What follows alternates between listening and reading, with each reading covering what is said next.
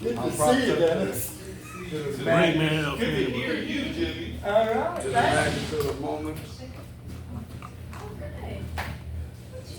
Indeed, indeed. Of course, like I said, man, we're just excited about everything. We got a good friend, the missing option of Val in the back there. You know, just want to have a nice seat. Happy to be able to sit in for us. She normally works in the daytime sometimes, so I catch her there. But she come by, but it's always good to see her. She's one of those. She's one of those inseparable faces. Spirit living hard. Deep inside my mind. She likes to move to exceptional places.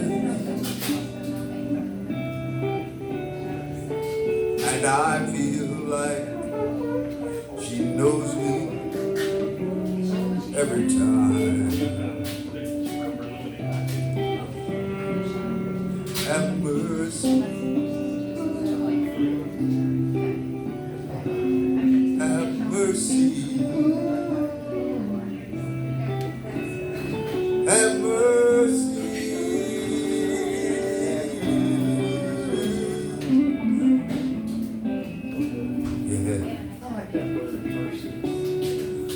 Thank you, sir.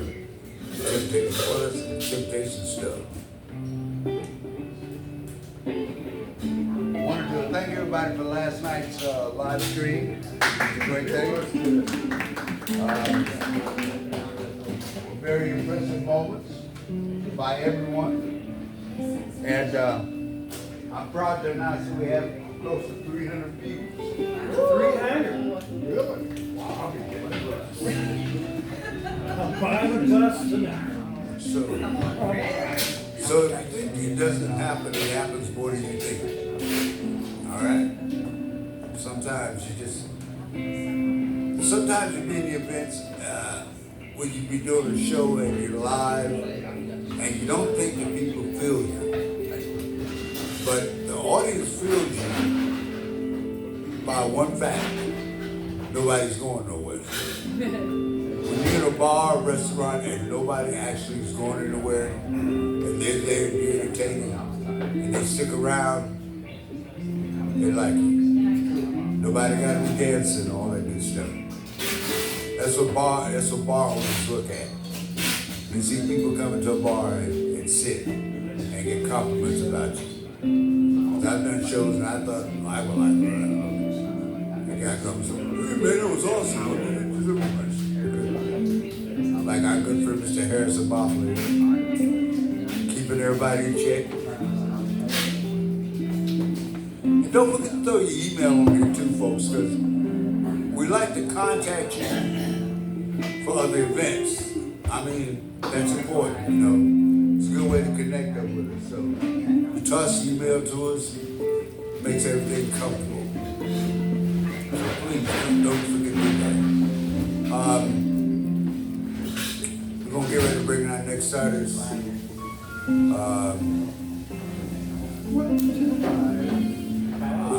Great, another good artist. We just got a great artist. Magali comes in here. Definitely. So we're gonna bring in our next starters, Mr. Rick Ramos. Oh, by the way, too, while Rick coming up here, just take a moment and say, hello, Deuce.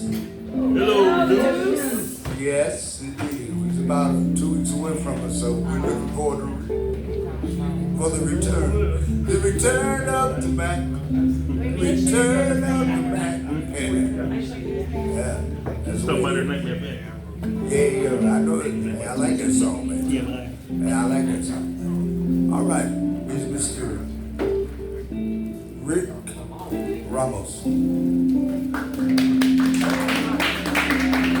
Here you go, Rick. It was Richard last night. Yeah, that was a live stream. I almost thought he was calling somebody else when he said Richard. Just never call me Ricardo, okay, please.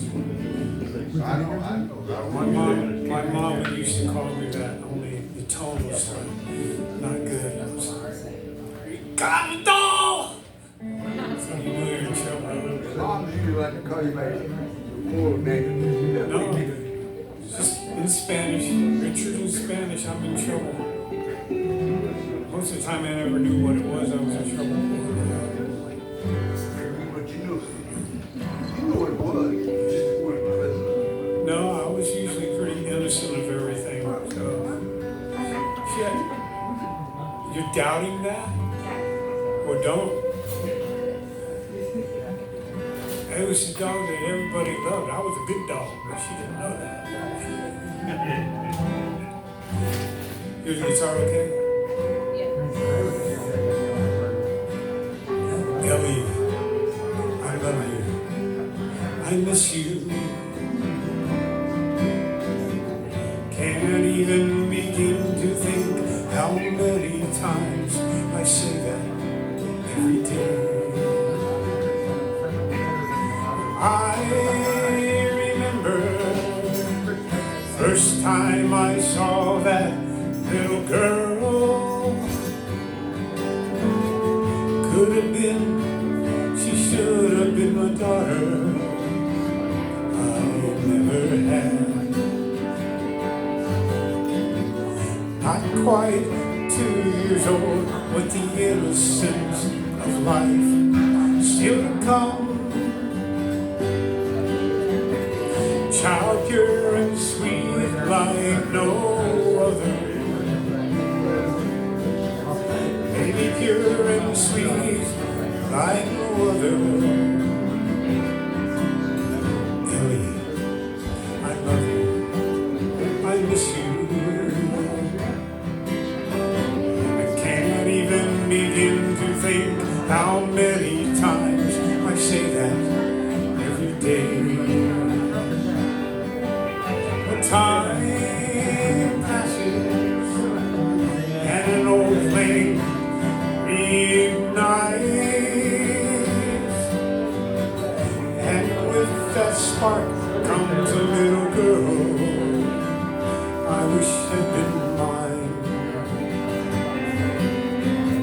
7 years go by and I watch that little girl grow. Oh, don't you know, it was so hard to let her go. I let her go.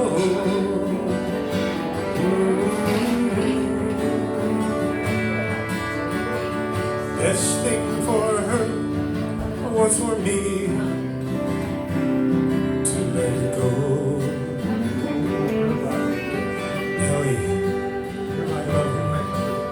I miss you. Can't even begin to think how many times I say that every day. Well, now I'm all alone with the memory of a child in my life. Ice cream covered face and a smile. Fun of it all, and always drawing or working at her art that she loves, putting all that love on the refrigerator of my heart.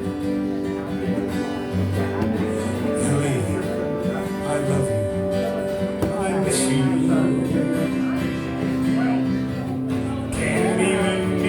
To think how many times I say that every day. But I know it's all the time.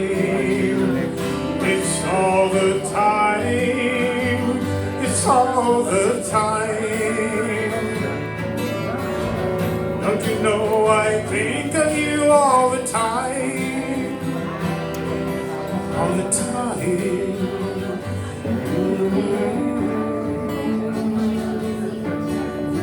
I love you, I miss you all the time. Thank you. It's called Elvis. Years and years ago, after I had broken up with the person I was with, her daughter, Shelly, couldn't get it out of my head that all I could think all the time was, Ellie, I love you, I miss you. And it was just, wouldn't shut up in my brain. So that's how it started, Ellie, I love you, I miss you.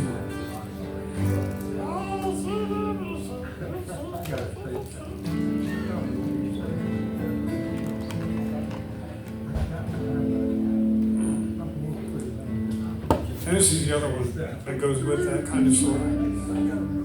Only this was a dream that, you know, that I had, and it was such that I forced myself to wake up and write. Now it's like 3 o'clock in the morning. I never wake myself up out of a dream, but this one I needed to write down. So, and it's called A Dream Farewell.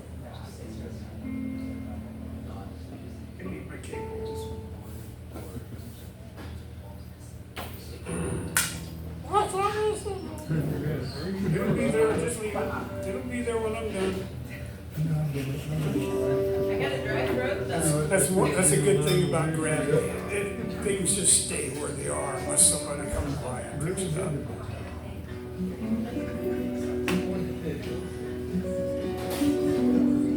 I dreamt of her. It seemed like everything was just right. Then she said she had to go. I went with her until the car stopped. Then I knew she was going away forever.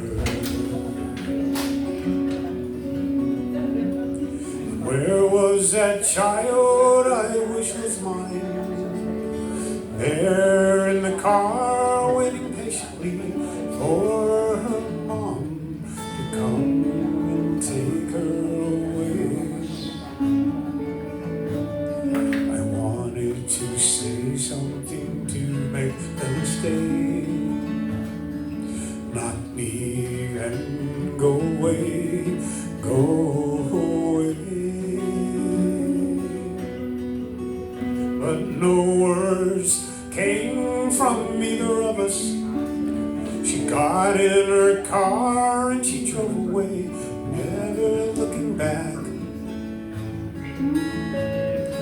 Nothing to say. And those tears I felt just stayed inside, never coming, just stuck inside my heart. Well, they're gone, I know that. I've known for many years. Always missing them and feeling those tears, wondering why for all these years, wondering why all these years I dream of them. And it seems like everything is alright.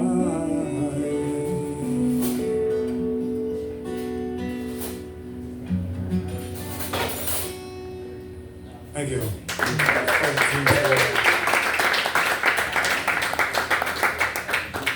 Yeah. I was waiting until gravity took over in my hand. You see, somebody always magically comes around and eases up on the gravity. Thank you, guys. It's amazing when you think about science.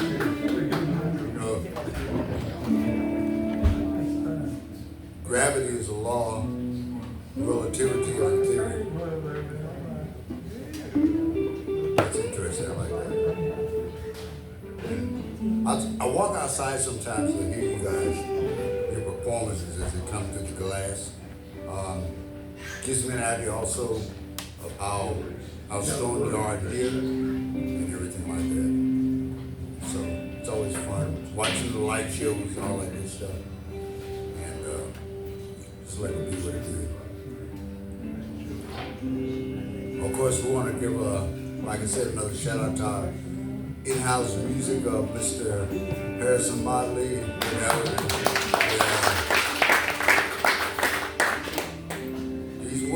He's like that old, I don't want to age myself with this comment, but he's like the Paladin in the Old West. Remember Paladin? Have gun, move truck. Thank you, sir. I knew me and Jimmy would find it. And that was his job. He was one of those hired people that would just do things. So almost like a circuit rider. That's what a circuit rider did when he was with the churches a long time ago. They wouldn't have any ministers, and circuit riders were just guys that went around and held revivals at locations. So they will always get fed and paid by the people who they come visit. Back to the testimony of the day. So thank you, Harrison. We're gonna bring our next voice. This is Shabazz.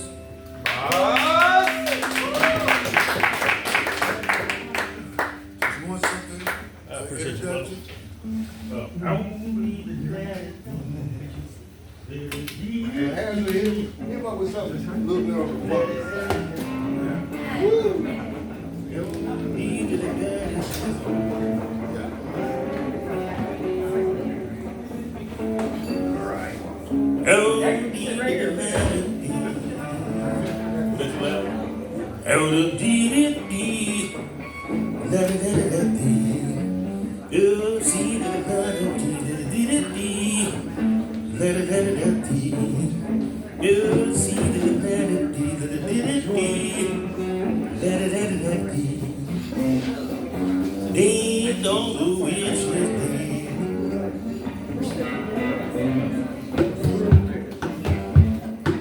They are just hard to kill, man. You can drop houses on them. You can make them marry civilians named Aaron. You can make them teenagers and name silly names like Buffy and have them fighting vampires. But the witches are hard to kill. Oh,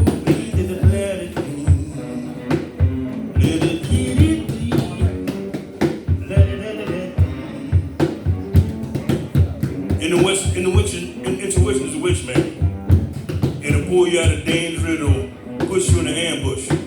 It'll push you away from love or protect your loved ones. There are times you lean on, times you want to kill it. It's hard to kill them. It's like trying to pull out your third eye. And it's intangible, but it's very real, man. It's very real. Oh, he did the planet.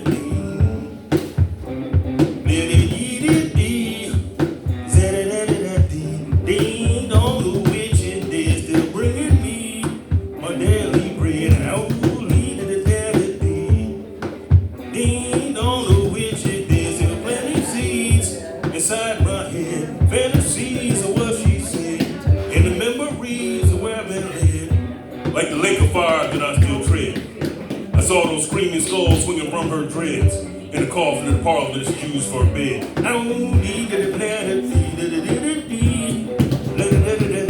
Ain't no witches, they're still bringing me my daily bread and soothing my soul, making sure I'm fed and massaging my pen until tears are shed. There's a puddle on the floor where the ink pen bled. Oh, bleed to the planet,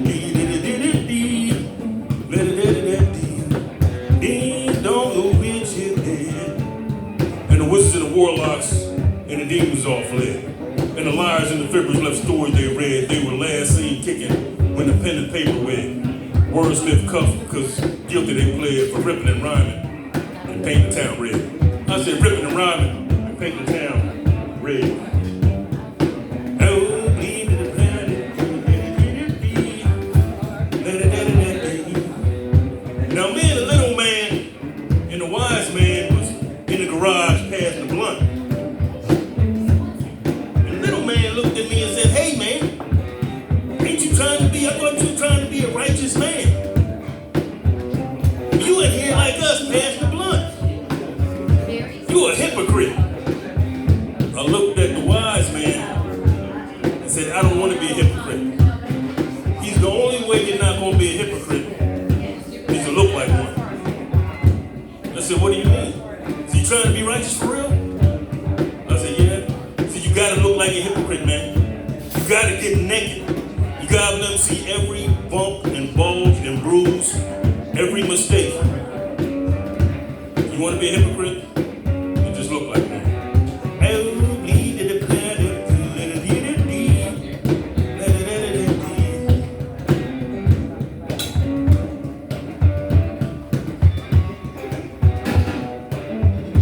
Mental castration is a station of any nation that is so thoroughly invested in the business of incarceration. Back to the plantation or social frustration that they populate everyone underclass nation. And there'll be no interruption to the corruption until you see a more efficient means of production. This is the introduction to the terrorist fixed seduction. It's about the construction of societal dysfunction, self-obstruction, and opportunity destruction.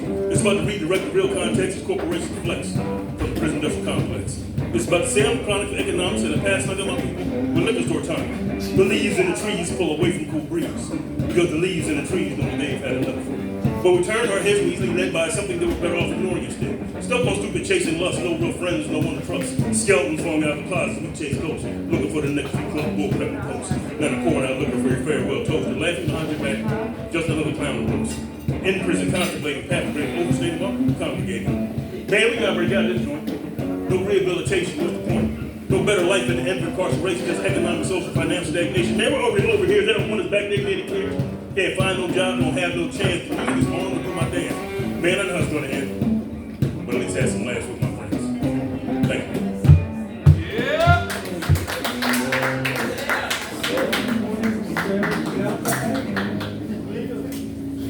Thank you. Well.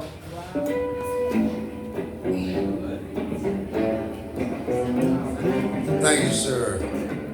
Outstanding insight, introspections, directions, taking us many places. Let's give our props up to our next artist. I want to also remind you too, folks, that the Southeastern Regional Poetry is coming up in September. So it's going to be a lot of good stuff going on. In case you didn't read it, as LJ said last night, this is the 13th year of the program. I kind of caught up with him and the late Cartier had to do it for me because I couldn't at that moment. So he took over and he's done a great job with it. But like I said last night too, you know, don't give somebody a job because you like them. If you got something to do, give somebody a job because they can do it. That's what I demand. I like you, but if you're an artist, I can't use you. Especially if I'm looking for an artist. If I'm looking for a plumber, I don't go to a carpenter. All right? So that's the way I see things. Our next artist, I see she's all set up. She's camera ready. Let's bring her Miss Catherine Rose.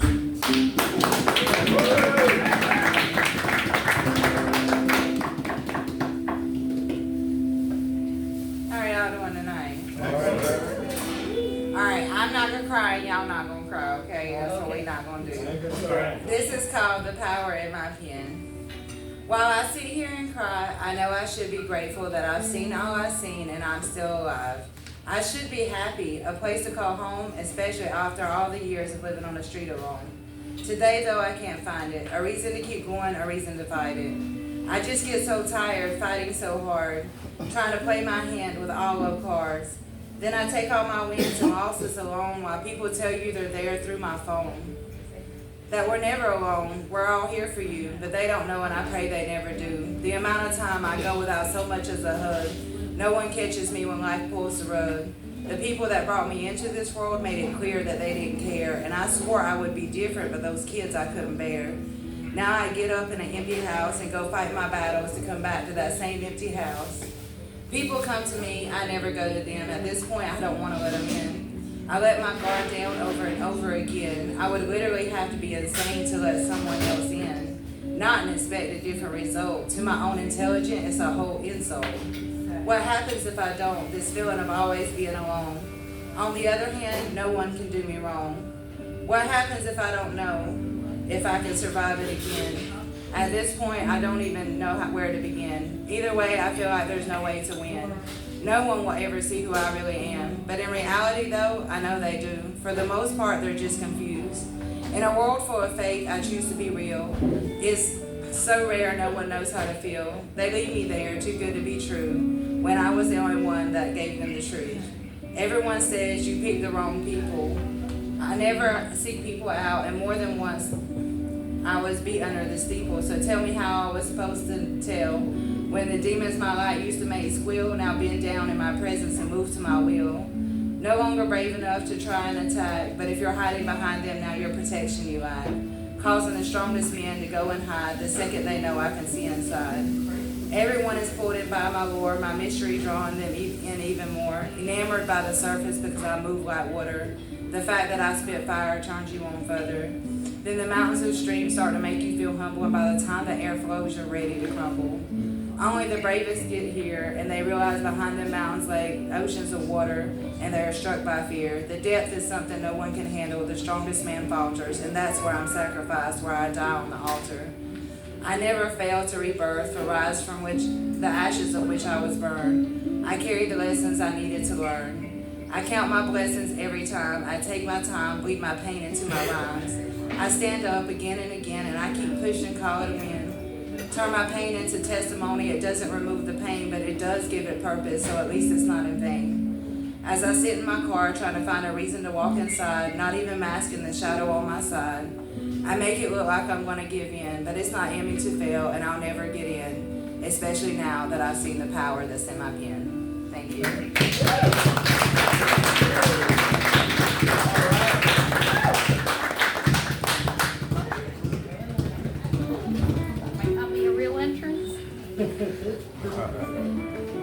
All right, let's give it up for Miss Captain Rose.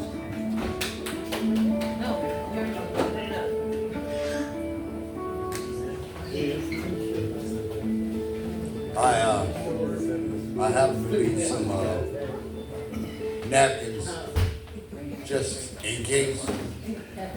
That was my job. She said she wasn't gonna cry, but I'm the old Boy Scout, be prepared. So you say the things you like. See there, I go. Well, I think somebody got surprised. Remember, you locked the door. Might not be for your eyes. You might as well lock the door. I remember I went to a wedding reception in Raleigh one time. Went to the restroom, and one of the bridesmaids was changing, didn't lock the door. I saw a whole lot more. Well, I was a happy guy. But anyway, I was a happy man. We're bringing that next voice. That'll be that of Lucky. All right.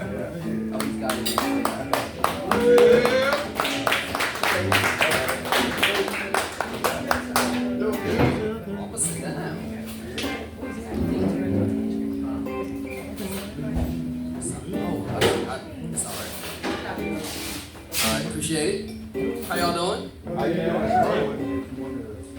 Justice. Justice Mike stand folks right here. Oh, that's perfect.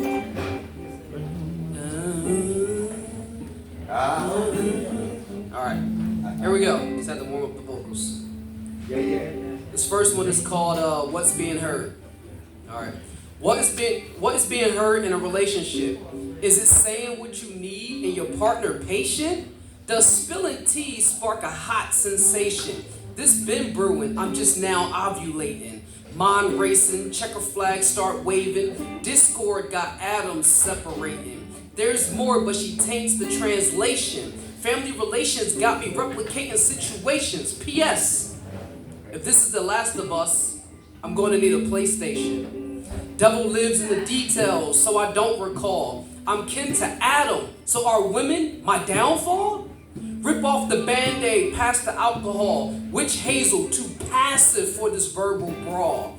Her court, so she holds the ball. Vertical words reaching, but can't get over her walls. How you elevate after feeling small? Again, I don't recall, and that's where I'm at. They say opposites attract, but she my physical shadow, so now my reflection staring back. I'm Mike Jack, man in the mirror, moonwalking with a glittered hat. This smooth criminal got caught in emotional traps. Face cracked from emotional cracks, emoting, feeling emotionally tapped. How we get here? Too stubborn to wave the flag. Inner child held hostage while the adults take the wheel and crash. The more drama, the more math. Problems stacked like words, making a paragraph. Same set, who choreographed? Who wrote this song? Another Taylor Swift? This R&B hit close to home. Tight ends tie up loose ends. Why the fence puts us deeper in when we know deep down we want us to win. Deepak says thoughts shouldn't gain a friend, cause they clutter the space and move right in. My political stance? Make us great again. Build a wall so foreign thoughts illegally can't come in. Let's build a moat knowing our cultural traits can't swim. True mistakes have space to enter. Past pain allows future vision. I'm futuristic, using your past to make a few decisions. Believe me, like kids believe magic. It was all good just a week ago before it became tragic. I'm sitting pretty in your past like driving a classic. Seated in pain, then I fade to blackness. Like I won't miss what made you attractive, or the passionate kiss that made us elastic. Unemotional bastard, should I save myself? This truth sets me free if I care for health, care for mental, care for self.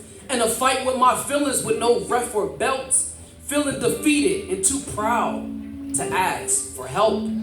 Conscious call-outs cause my soul to welt. Please, come wear out my welcome mat. Papa was a rolling stone, but here is where I hang my hat. Giving back is how we get it back. Fresh phase, what's new can't replace what's true. Beautiful souls, this bond is more than Elmer's glue. Can I sit next to you? Passing notes, circle what's best for you. I'm best for you, you best for me. Let's replant the seed that grows our family. If you agree, I'll change that classic to a newer V. Let this be my lucky day. Be my Alicia Keys and come for me. Thank you.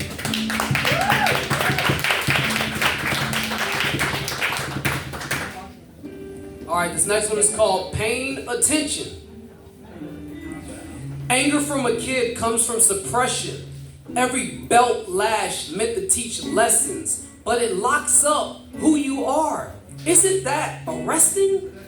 Pain is love, what I grasped as an adolescent. Each twinge, ache, or throb in question, sleeping but body unresting, like living on Elm Street, nightmares with Freddy confessions. Parents paint pain with words pushed in my directions, as those words stuck in my head, camping, drive miles make eyes dampen, splatter pieces of my soul on canvas, each color a stroke of sadness. The madness this painter mastered, beautiful art that's colorfully tragic, curating abuse poetically captured. I became savage, used pain as a magician playing with magic, so poof to wounds and poof to whelps, masking help. Battlefield fights felt organic, warmonger in war smiling satanic. Is this devilish? Web dancing under 400 hertz, using hertz as an eagle to captivate, calling plays, I became captain. Wait, captive. How do you display that abuse is active when bruises are wrapped in fashion fabrics, covering scratches, cuts, and kicks, minus facial licks? Hard to add face hits because the multiplication would magnify, and the abuser knows this. Family stitched with secrets keep us close knit. To yell at a familiar face, stop it, irritates the area of manhood like jock itch. Reaching to pick a stab makes it turn into a cyst. So hear this, from kin to kin, father to father. These torture scenes cause seams to untwist, and brothers unwillingly become Menendez to bring it all to an end. As a kid, I wished to be a superhero with the superpower of healing quick. So in my room, I would work out, train, get fit. Then next encounter, no fist, pain from a broomstick? What is this? New pain I felt. That's when it hit me. I realized I started missing the belt. Thank you.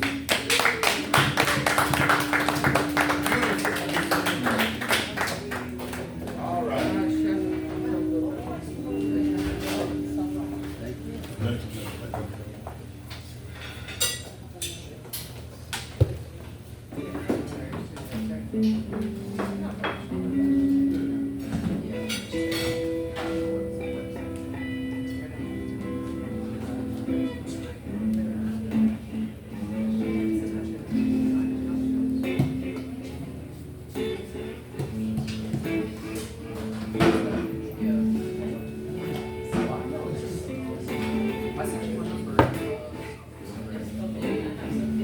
Now, our next artist, preparing the place for him. Wow, wow, wow, wow, wow, it's a OT Hill. Wow, wow, yeah.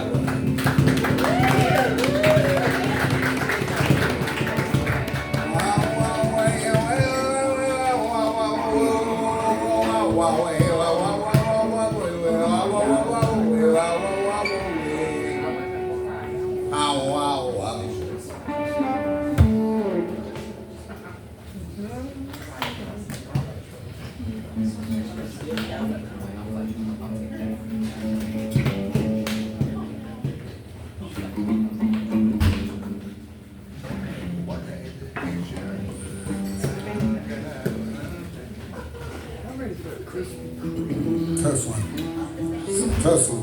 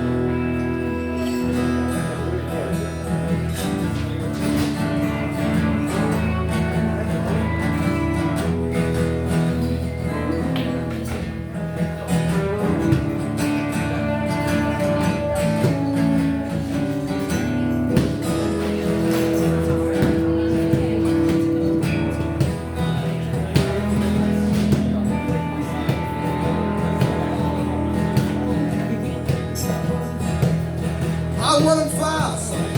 She said slow.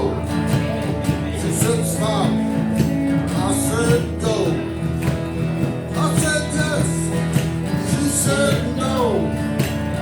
You don't come on the bridge. You don't come on the bridge. Let's be slow.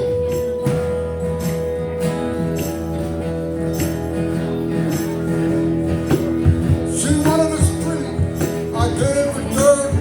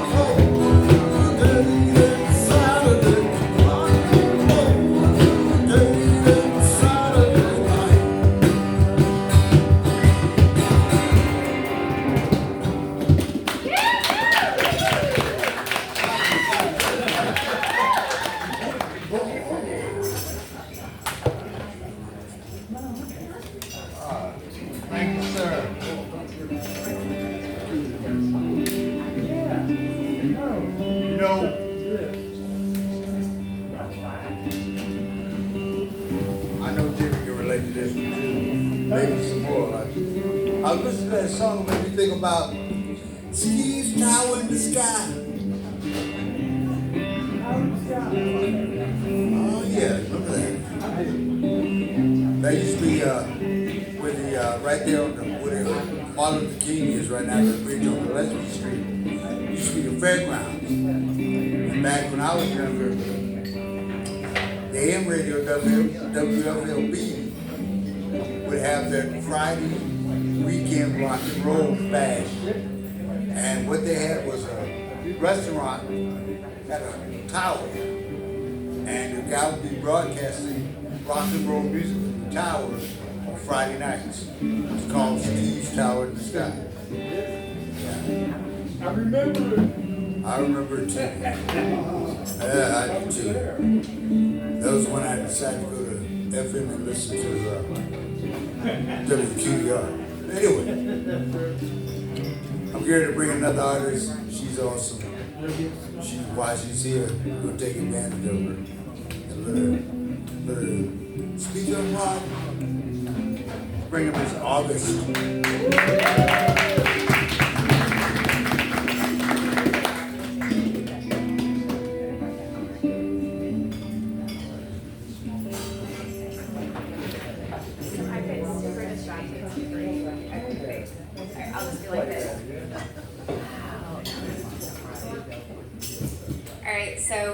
This is probably my second to last open mic. A month from now, I will be living on an island off the coast of Washington State, finally writing my book. So, very excited. And you better find a mic there, baby. Find a mic there. Yes, ma'am. There's like 4 people on the island, but I will do it actually. Yeah, we'll do it with them. We'll do it. Yeah, record them for us. That's how we do this. I love it. Alright, this is called Horses. I don't like children. I also really don't like jalapenos. Unfortunately, one of those statements seems to upset people. But the thing is, I was never the girl who dreamed about the perfect wedding to the perfect husband and the perfect life in the suburbs with the perfect kids, a golden retriever, a housekeeper, and a Xanax prescription. I was the girl who by age 17 had realized there was 0 chance of finding the one who would meet all my needs. And honestly, I didn't want the pressure of needing to meet all of someone else's needs either. So I devised a plan where 4 men would be my family, and my life would be full, and we could all be honest. Look, I'm old, so this idea was decades before polyamory was a word used in casual conversation. I thought I had created the idea all on my own. The innocence of youth. I wanted to find a partner for emotional intimacy, a father figure for any children that might stumble in, a lover for my ever-expanding sexual needs, and a house husband who would cook for me, play with my hair, and drive me places. The 5th element, as sperm donor, would not be part of the family. I was certain I would fall in love with a short, fat, balding man with cancer and mental illness in his genetics, and that wouldn't work given the bag of crap I already brought to the chromosomal mix. So the baby daddy would be selected with intellect, not emotion. And if I lucked out and found someone who could serve in multiple capacities, fantastic. A smaller household is always easier to manage. With my rough position descriptions in mind, I began silently evaluating every man I met through the lens of, which job might you qualify for? Despite the now obvious technical difficulties inherent in my plan, the 10 or so years I followed it allowed me to see potential partners differently. I wasn't looking for a unicorn. I was seeking a Clydesdale, a Shetland pony, a wild stallion, and a quarter horse, and a breeding stud, of course. With 5 positions to fill, the hiring pool was enormous, and my interviewing skills were put to the test. Partners needed to be funny and kind, with a high emotional intelligence so we could talk for hours and support each other. Lovers needed to be attractive, with earned confidence and their specific skill set to keep us both interested. Father figures needed to be gentle and consistent for a family run on respect and not fear. And the house husband needed to be kind and willing to learn new skills as required, like plumbing, hair dyeing techniques, vegan delicacies.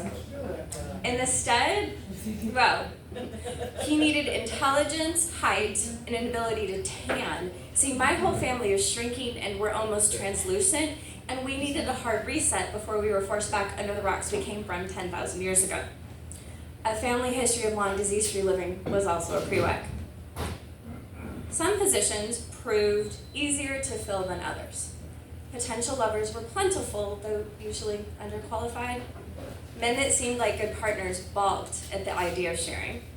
A few fathers filtered in, but my lack of actually liking children became a bit of a hindrance. House husbands proved elusive, which was okay, because those turned out to be the easiest to replace with hired professionals. The stud had to be put on pause until I was ready to face motherhood, though a few practice rounds with the French model I met in Vegas gave me hope that the logical choice could be fruitful and fun.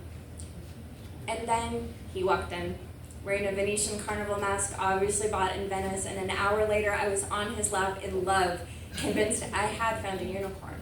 My unicorn? The house with 4 master suites, the carefully selected sperm, my plans for reasonable expectations for everyone involved, gone and forgotten. Replaced with our imperfect connection. In 10 years, we built a life that filled that imaginary house in my head. He was my partner, my lover, the father, and the baby daddy. And somehow I became the house husband. We used every square foot of that blueprint I carried around in my head, and even made renovations along the way, blew out a wall, added a trampoline, planted a garden. Turns out there was a unicorn, and we had a hell of a ride. And then he was gone. A terrorist with 1,200 pounds of explosives will do that. And somehow, in my ride over the rainbow with him, I forgot who I was at my core. 15 years later, I stand here, finally packed up the house, took down the swing I had buried his unicorn horn under tomatoes I will never harvest. It's time for a new plan. I don't need a father figure anymore, and Lord knows my days of needing a breeding stud are over. But the wild stallion and the Clydesdale, hey, at least a smaller stable will be easier to manage. Thank you.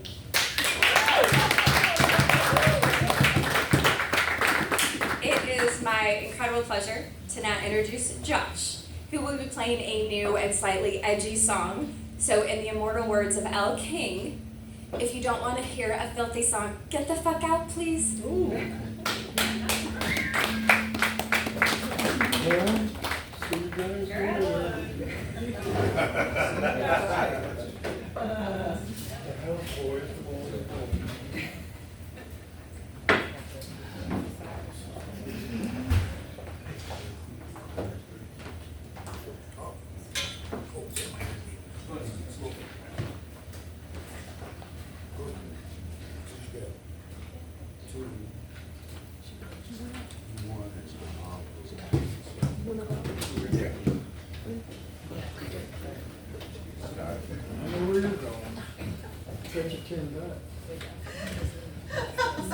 No, I'm not falling for that again. I may just surprise you. Go out for a cigarette? Yeah.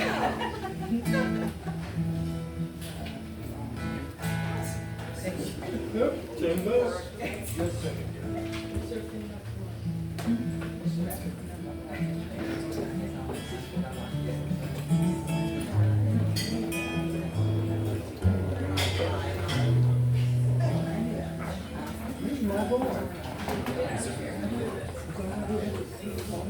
Hi friends. I do have a vulgar song for you. I'm gonna do an older one first though.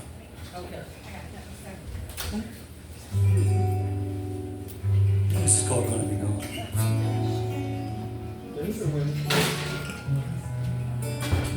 Did we lose Harrison? There he is. Haven't given me anything. There's room for a solo if you care. There it is. All right, this is gonna be good. I've always wanted to play with this guy.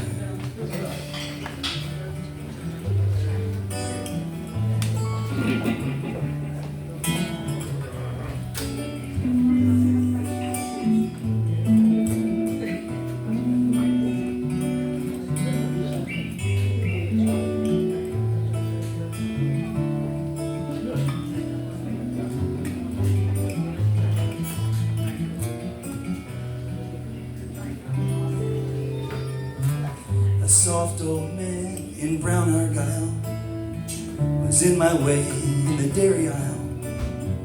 Come on, Gramps, we've all got some place to be. It'd been a hell of a day. My patience was spent. I just needed 2 jugs of 2%. A little too loudly, I said, "Sir, would you please pardon me?" I grabbed the note and I was about to fly, but something about that old man caught my eye. He smiled at me like he already knew my fate. He said, "You must have kids," in his broken voice. I thought about my 2 hungry boys. I said, "Sir, I don't even check the use-by date." He said, "It's gonna be gone." I said, "Yeah, it's gonna be gone, gone."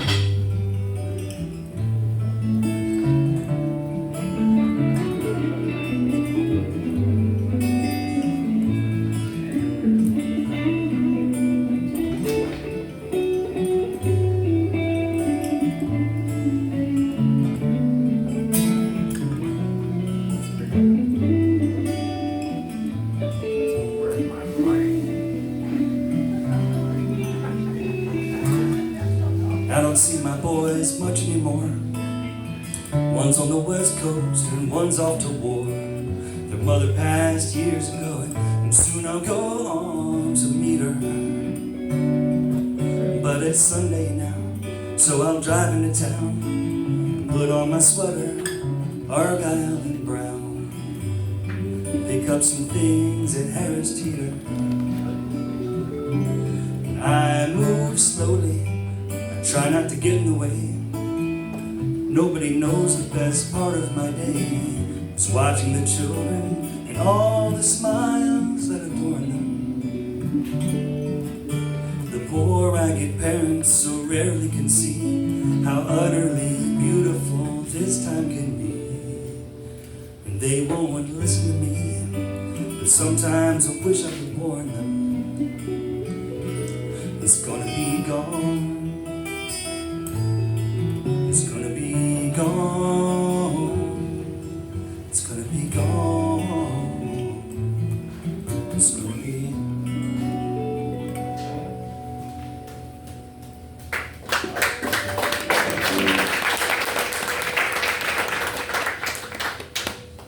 Something a little less serious. About a month ago, our friend August said, "We should write a song together." Yeah, that's a great idea. And I said, "I'd love to." And we worked on it and just put the finishing touches on it like an hour ago. So this is very fresh. Fresh.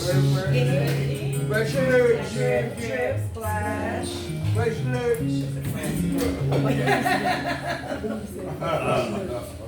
And it ended up kind of being August's theme song. I don't know. It's written from a female point of view. And my hope is that one day August will learn it well enough to sing it with me. But until then, I've got to sit here, sit in, and put my big girl pants on here.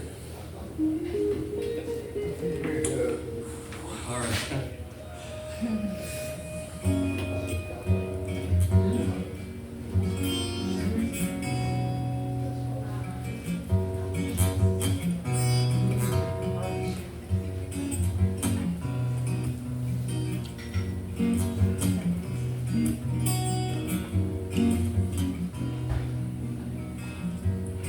I didn't mean to offend you, so maybe I should pretend to be your perfect girl in your perfect little world. Wait, I know I disappointed you, but tell me who anointed you king of all that's right. I won't bow to you tonight, 'cause that's no way to live. I got no more fucks to give.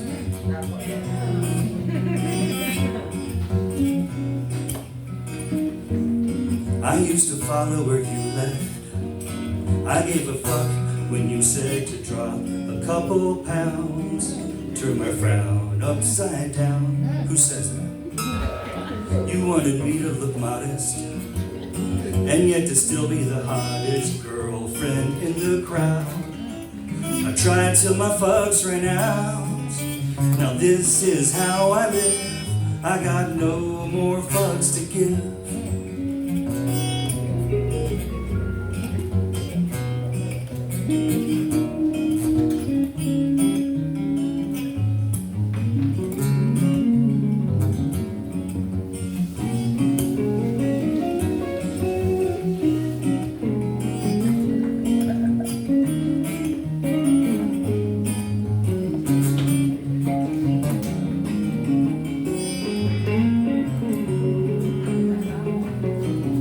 No more fucks to give. It's transformative. No more fucks to give about mistakes that I'll never relive. I got no more fucks to give. You think you're so determinative, but I'm all out of fucks to give.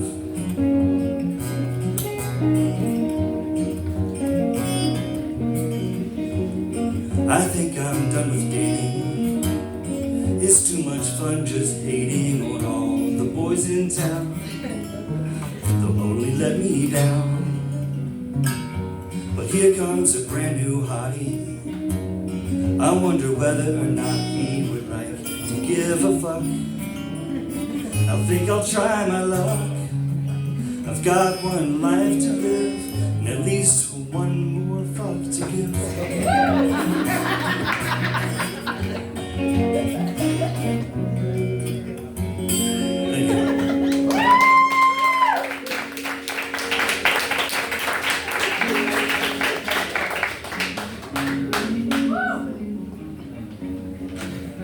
Thank you, Josh.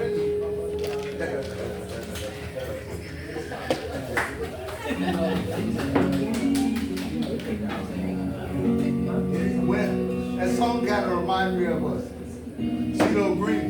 But anyway, I put it up in a particular way.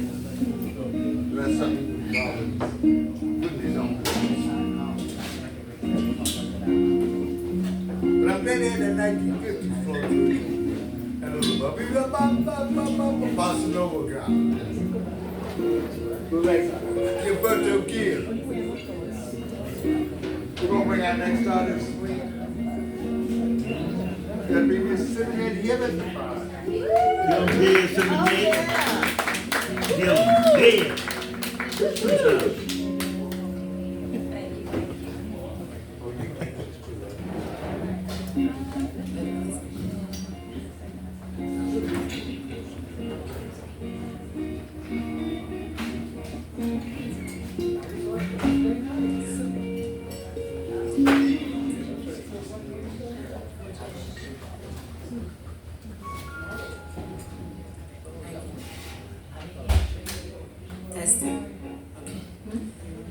Hi everyone, my name is Simonette. I'm your Growth Mindset Bestie, so you can follow me anywhere at your Growth Mindset Bestie. Now, we've all had moments, more than one, where we feel like we should have lost our minds. So this poem is entitled, When I Should Have Lost My Mind. When should I have lost my mind? When? Which time? When you laid on the floor crying, or when you saw your grandaunt dying? When? When you lost someone who you thought was a friend, or when you realized you'd never see your dad again? When? When your mom got a stroke, or the days when you felt like you couldn't cope? When? When you were told that your mom would need a medic, or your sister was killed and it left you in a panic? Or when you worry too much that you get a panic attack that takes you off track? Or then again, it could be when you procrastinate or fail to navigate the tests after tests after tests, the trials, denials, betrayals. Can you imagine having to show up to university the next day when the night before you learned that your dad passed away? Or when you're a teacher in school and life is going left, but you have to keep your cool? You can't go in class and act a fool. Keep going. That's a part of the rule. When? When you let down yourself or you settle for less, or when you didn't show up as your best, or when you make steps forward then regress? When? When should you have lost your mind? When? Tell me when. Then again, don't they say God gives his battles to his strongest soldiers? Well, I guess that's why I have to overcome boulders. Not stones, not rocks, but big cracks. Attacks after attacks after attacks. I must say, I can withstand a lot. Because a lot I had to see, I had to feel, I had to hear, I had to be, while it felt like the earth shifted under me. I can't lose my mind. I won't. I can't. I won't. I can't. I will overcome. Even when some days I'm numb and I scroll for fun, I will overcome. I will not lose my mind. You only fail when you stop trying. So another day I live, I appreciate. I will navigate this life one day at a time, one step at a time, and I will not lose my mind. Thank you.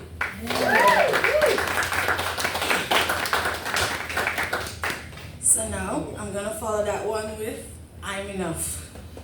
So this was one of the first poems I wrote, and each poem has an affirmation. So the affirmation for I'm Enough is I'm enough just as I am.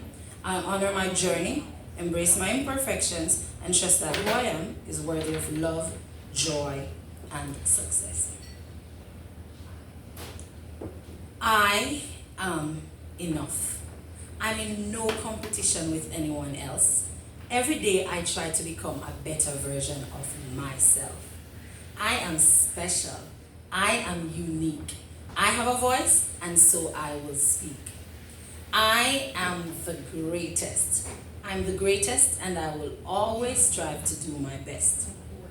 I am the greatest. I am the greatest. In the face of challenges, I rise above the fray. With courage and resilience, I find my way. Through love and kindness, I make my mark, illuminating the world, igniting the spark.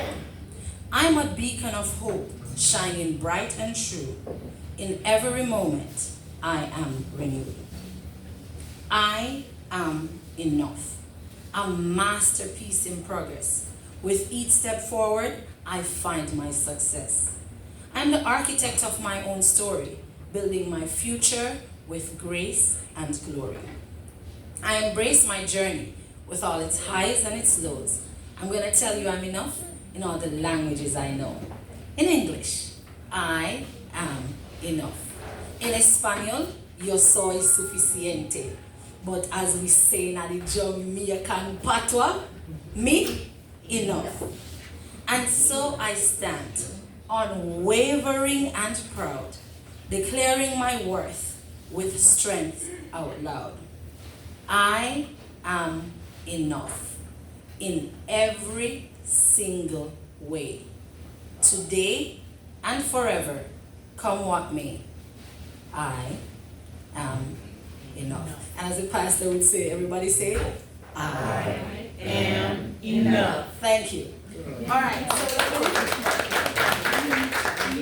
So I read those poems from my book, A Piece of Me. I do have copies with me, not in the car, freezy, but in my bag this time. And it's also available on Amazon.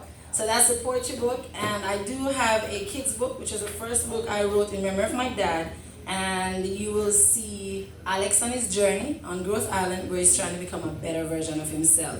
And it has activities at the back. So I have it in English and also in Spanish. Viaje a la Isla del Crecimiento.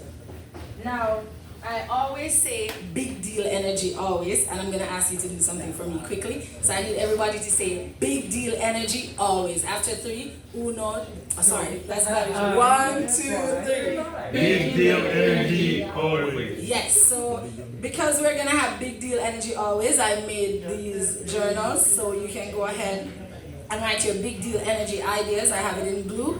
And for those who love pink, everything in this is pink and reasons why you're a big deal.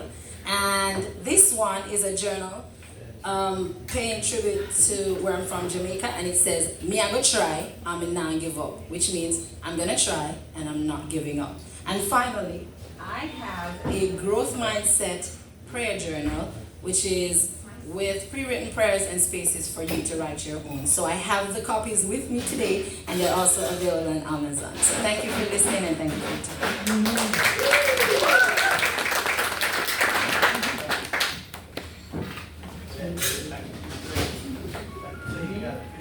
Well.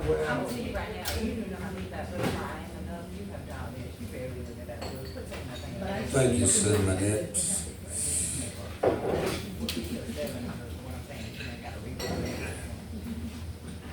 So what I'm going to do, folks, I've got a trio of artists waiting and to perform. So what I'm going to do is bring them down to one piece and everything. Remember the new sign-up sheet? If you haven't, be sure to throw your email in there or something, because I'm going to be doing a lot of different stuff and people are going to be asking me a lot of different questions. So they might want to get in touch with you. I don't know, maybe you might get something to get you paid. I don't know, things like that happen. So we're going to bring in Mr. Dennis. There it is. I thought he was dead. I ain't around. There's the real.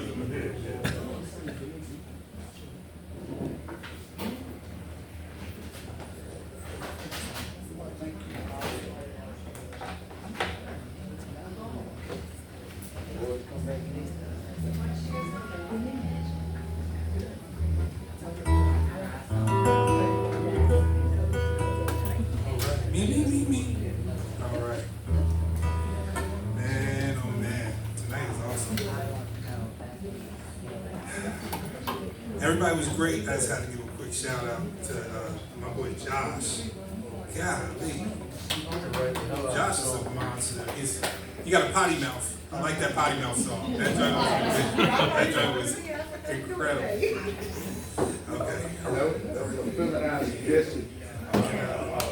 Okay, so August, I don't want to go home. I liked it too. I enjoyed it. I promise. Don't send me home. All right. So this, I've got. I was trying to figure out what I was going to do. So, okay. So, okay. I'm going to do this one.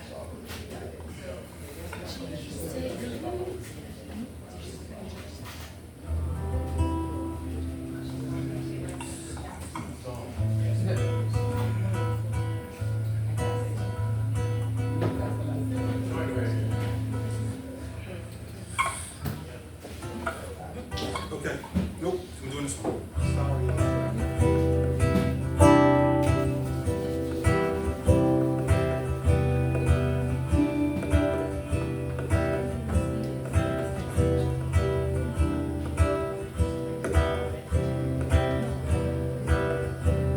I read a church sign today, and it said, "Jesus, take them in."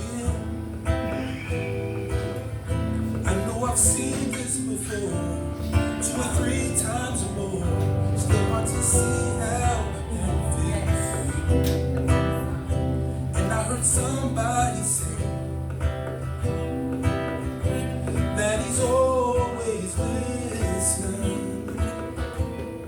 But that's what they say. Maybe if I pray, maybe he'll hear this one.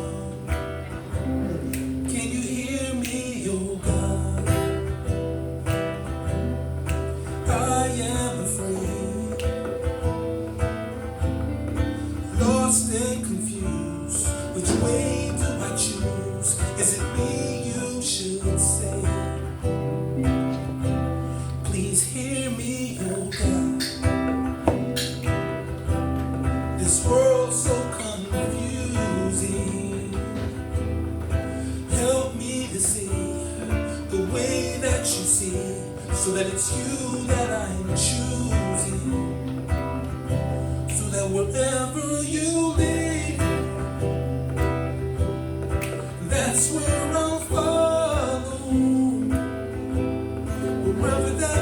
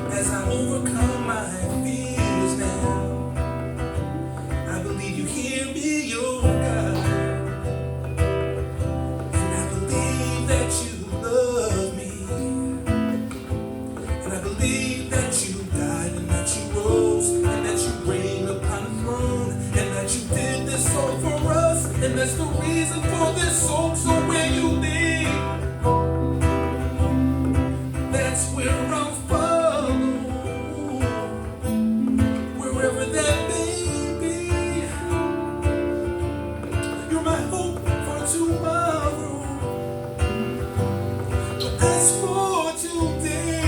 Oh, my blessed assurance, Jesus, you are the way. That's the one thing I'm sure of.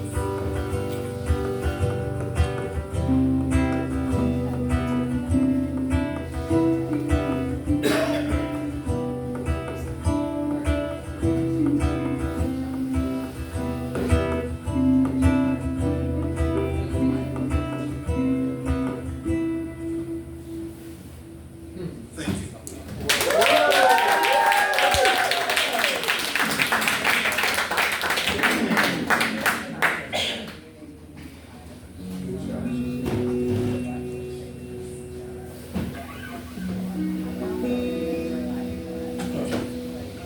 Way to go, Dennis.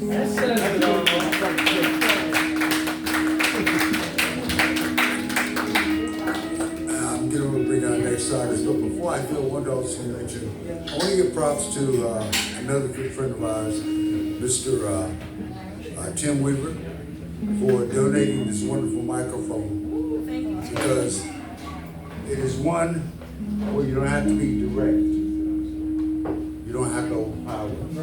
It speaks for itself.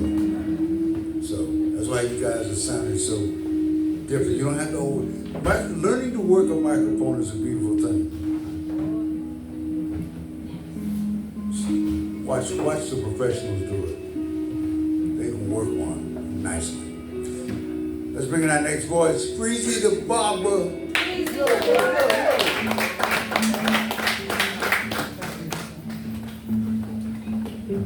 Believe to do it to it, bro.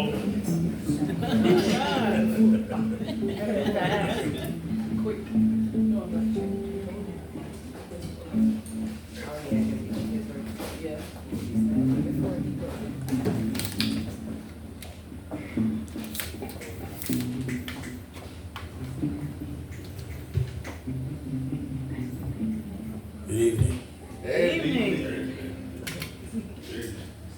I actually have my new book here. It's called Painting with Words. And some of that, I actually have something to carry. For the first time. So, Painting with Words is a book of poetry, and it ain't your mama's poetry. It's a journey. Some people here have read it, and I'm pretty sure they can give y'all some feedback on it, but it's a journey of not necessarily just my story, but our story. And if you want to feel heard, seen, you want to be enlightened, you want to cry, you want to laugh your ass off, that's the book to read. I have a book signing, got the official date, it's October 10th at Barnes & Noble. So I'll be giving more information about that. I'm excited about it. And I've been losing a bunch of weight, but for some reason I feel like I'm gaining weight because so many good things have happened. Every time something good happens in the morning when I get good news, I go get donuts. I give most of my clients, but I still get donuts. Anyway, I have 2 other works that are done, but they're not going to be released until maybe next year sometime. But I'm going to do a piece from my future work called Echoes in Ink, and it's a posthumous dialogue with voices of their time. Some of my favorite poets that are dead, I wrote some responses to them. And one in particular that I'm going to read today, the first black woman poet that I was ever introduced to was Gwendolyn Brooks. And she has that famous poem called The Kitchenette Building. And a lot of the things that she said, I never lived in a kitchenette building. I lived in the projects in a 4-bedroom apartment. It was huge to us, but it was like upwards of 20 people living in one apartment at a particular time. It felt like a kitchenette. So this is the cover. I hope y'all like my cover.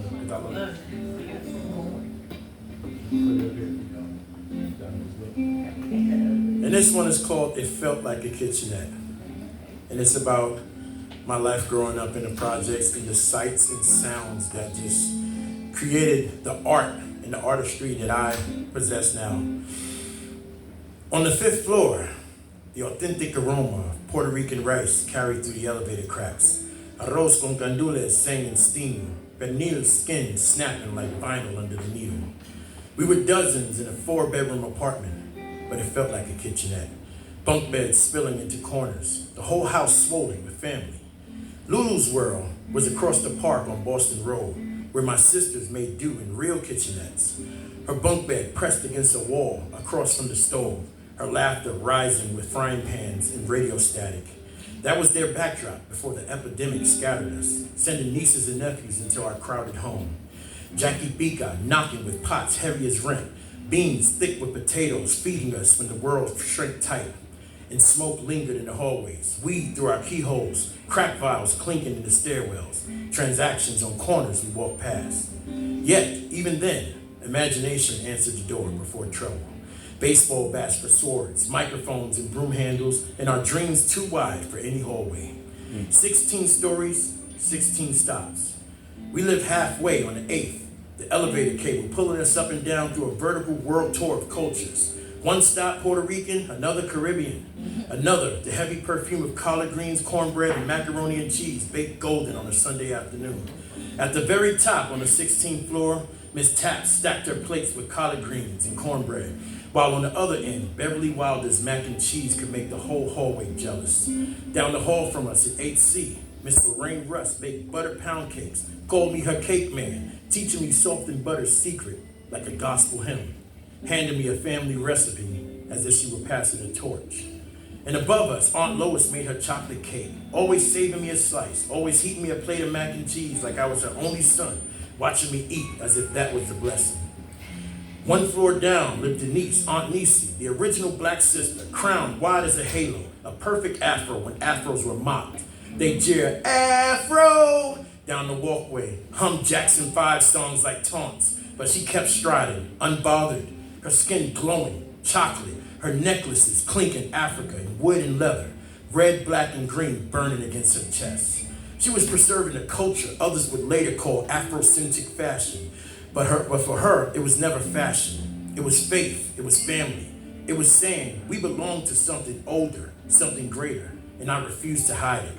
She lived it before it was cool, before it was marketable, before it was safe, unapologetic, unwavering, our blueprint for pride. Her son, my namesake, my best friend, black, named James, was proof of her lessons. At 7 years old, he cooked rice, collards, baked chicken, candy yams that could feed a family of 5. We'd eat in his small kitchen like kings after an afternoon of play, our laughter spilling out of that 7th floor door. Those aromas Aunt Nisi taught him to master rose up the exits like prophecy, and today he carries them in his own restaurant, Southern City Kitchen, born from her example from that 1-bedroom stove. And Uncle Rick, his father, put hip-hop in our hands like scripture. Slick Rick's children's story was the soundtrack of our staircase races, the adventures of Slick Rick echoing off concrete. Later, he invested in us, believed our voices deserved more than hallways, financing studios, studio equipment, proving faith in the young can echo louder than walls. And it wasn't just beans and rice that filled the air. It was the language too. Mira, Antonio! And everyone's favorite, huepa, flying down the hallway. Abuela's Spanish sharp as sofrito, shuffling past with chihuahuas nipping at her heels. We learned syllables by osmosis, arguments in Spanish we half understood, until one day we were spitting them back, fluent enough to quarrel in two tongues. Funny how some of our Puerto Rican peers couldn't even speak a word, though their parents spoke no English at all. That was the Bronx equation. We were black, but never alone. And some, in numbers, still a minority, yet Boricuas, with us, were family. Our music, our slang, our laughter, braided tight. Way down below on the 1st floor, Miss Green's Geechee growl rose like tidewater from Carolina, a sound I once thought was Caribbean before I learned it was the South echoing through my father's tongue. And Mr. Pierce, sharp as a cuss, ferrying neighbors in his big blue van with the curtains. His sons teaching us baseball, his voice cracking thunder if you step wrong. He was a hymn of warning, but also a chorus of care. Through thin doors came the salsa, merengues, quicksilver feet, congas like second heartbeats, and through the windows, hip-hop pounding his claim to the century. On Sundays, my mother's oldies and Frankie Crocker's and Hal Jackson's WBLS mixes cleaned the house with her. And even now in my barbershop, I turn the clippers into turntables, Sunday classics into a broom sweeping memory, preserving the sound of when the world felt whole. On our same floor, Miss Smith, Aunt Sarah, 8B, missionary, voice steady as scripture, pulling us to church, checking our clothes at her doorway. That's indecent, she scolded, and pajamas or holes, if our pajamas showed holes when we came for our calls. Her phone rang with news from schools and offices, our lifeline when we didn't have a phone of our own. And her son Chris Cross, grown but gracious, let us tag along to the courts, lifting weights, showing us the ropes, big brother strength in a building full of lessons. I'm gonna skip a few because this is long. We could tell the stops by not by numbers, but by aromas. Oxtail and curry drifting from a Caribbean kitchen, pepper and palm oil thick in a West African stew, fried chicken crisping in cast iron pans, arroz con gandules humming like a hymn. But there was the other perfume too. Piss in the elevators, piss in the stairwells, different brands of it marking the walls. Still, between piss and pernil, between urine and arroz, we chose what to remember. The fragrance of a feast shared was louder than the stench of neglect. And it wasn't just smells, but soundtracks too. Walter, the Puerto Rican housing man in his blue uniform, mopping every morning, his whistle echoing down the hallway like a bird that never tired. Miss Sally, an AE, sharp-tongued widow, scolding us at the incinerator, but soft for Walter, always bringing him orange juice and eggs and toast, a plate at her doorway, his breakfast ritual before another day's scrubbing. Later, she turned that crush towards me. I joke about taking her dancing, and one day she knocked on the door in her Sunday dress and coat and hat, ready for me to take her dancing. And Henry, the paper man, his voice was a radio all of its own. From the 16th floor down, we could hear him long before we saw him. Paper, he cried, his green eyes flashing like streetlights, his falsetto carrying blue magic, the Delphonics, the deal, through the echo chamber of the projects. My mother cracked the door for him. He'd say, "Hey, Miss Matt," and she'd get her paper just to catch a note of his song.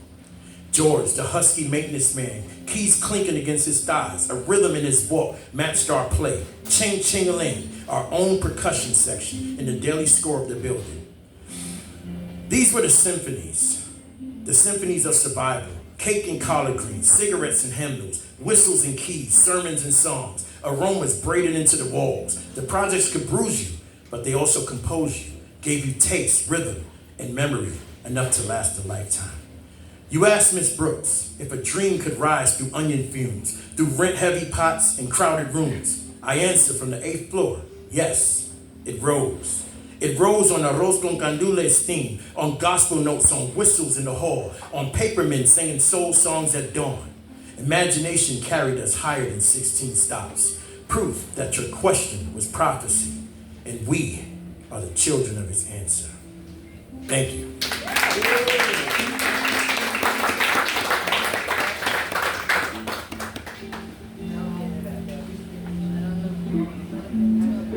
I'm moving up on the west side of the mountain. I must hold to God, His powerful hand. I'm moving up on the rough side of the mountain. I'm doing my best to make it in. Let's bring in Miss Melinda.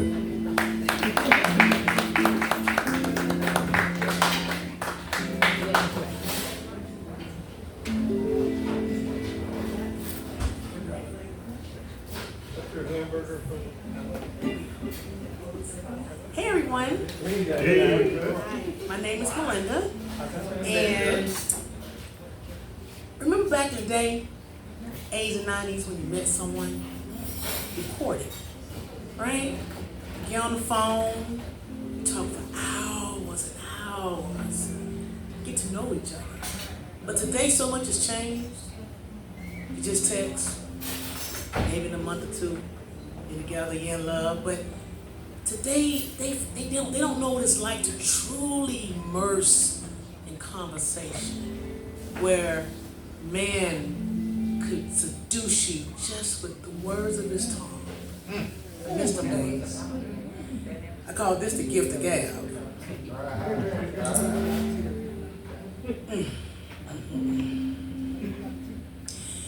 You could curl my my toes without touching my skin.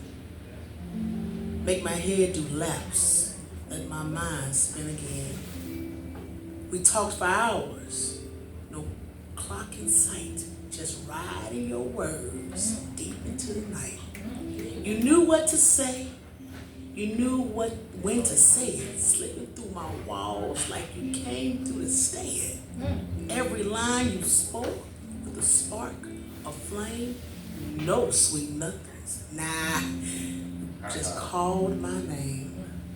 We didn't need hands, we didn't need heat, just mind to mind made the night complete. Now folks send hearts through a blue lit screen, but can't hold a convo, don't know even what it means. Back in the day, you worked your charm with a tongue like a sword and a voice like a bomb. See, the gift of gab is the real art of love. It ain't in your body, it's born in your heart. So if you talk till the moon says go, you travel with my mind and never leave home. Cause conversations, the portion of the oldest spell. And when you know how to speak it, baby, I fail. Thank you.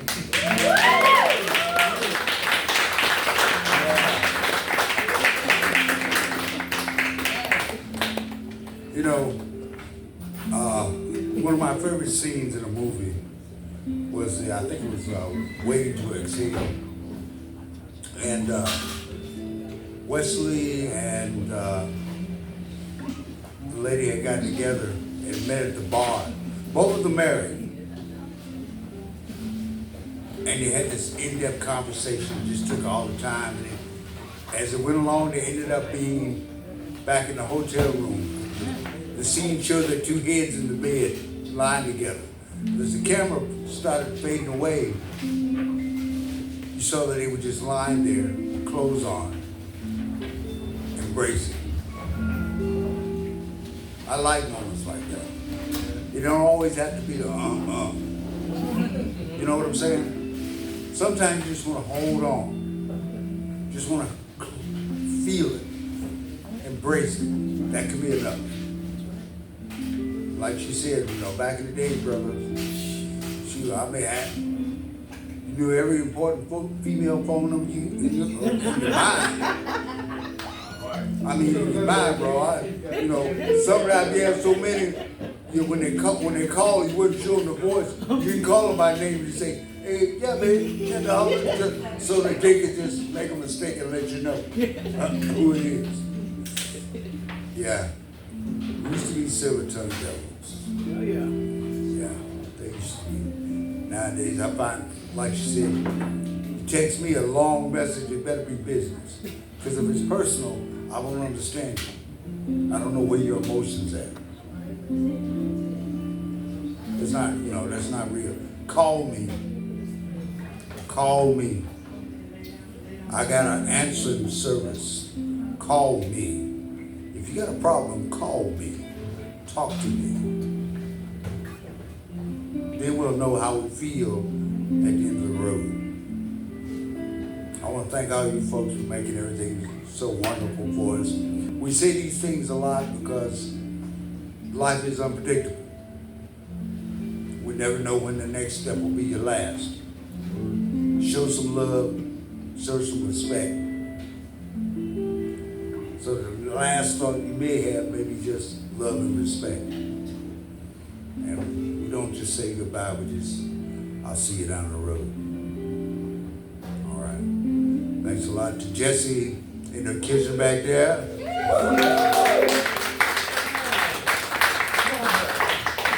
And we were so blessed to get I'm sorry Trinity had gotten a little under the weather, but it brought us the blessing of Val. Let's give her out. She's a wonderful woman to our hearts and our soul. I can never forget her. She's taken control. Of course, I give a props to my good friend, Mr. Harrison Mofflin. Yeah. The man got fingers, ladies. The man got fingers, ladies. The man got, I'm just saying.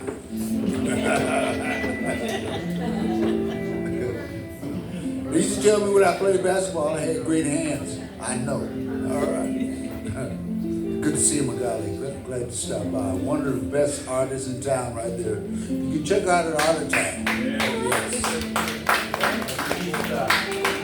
She is very dynamic. All right, so all I can say is, Mr. DJ. Mr. DJ. Mr. DJ here. Y'all be good to each other, man.